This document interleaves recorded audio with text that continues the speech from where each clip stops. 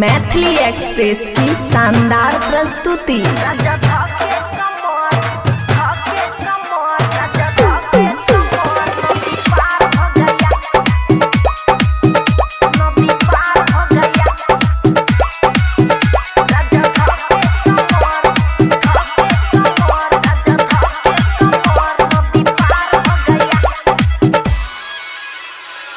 घघरी से पानी जब ऊपर हो गया,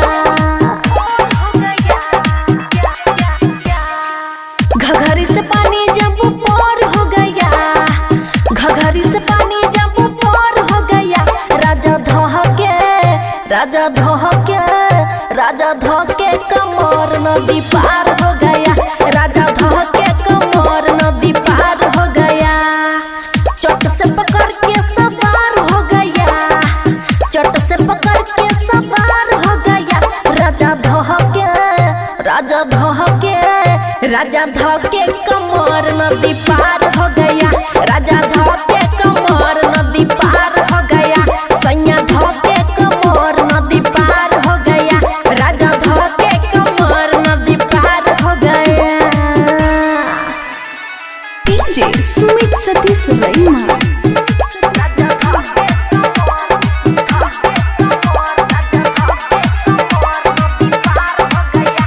Mixed by Aman Akke।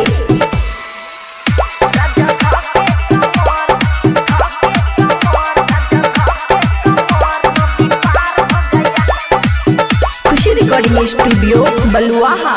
का कहीं सखी लागे गुद गुद, ऊपर से नीचा गई तब कूद। हाँ हाँ का कहीं सखी लागे गुद गुद, ऊपर से नीचा गई तब कूद। मारे में मजा खिलवाड़ हो गया, मारे में मजा खिलवाड़ हो गया, राजा धोके सैया धोके राजा धोके कमर नदी पार हो गया, राजा धोके कमर नदी पार हो गया, सैया धोके कमर नदी पार हो गया। बुझला। डीजे सुमित सतीश रईमा।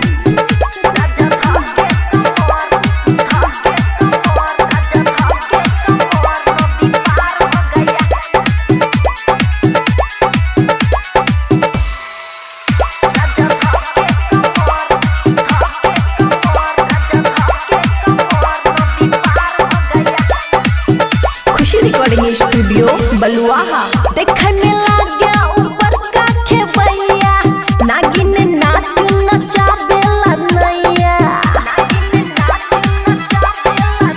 हाँ हाँ देखे में लाग्या ऊपर का खेबैया, नागिन नाचू लगावेला नैया।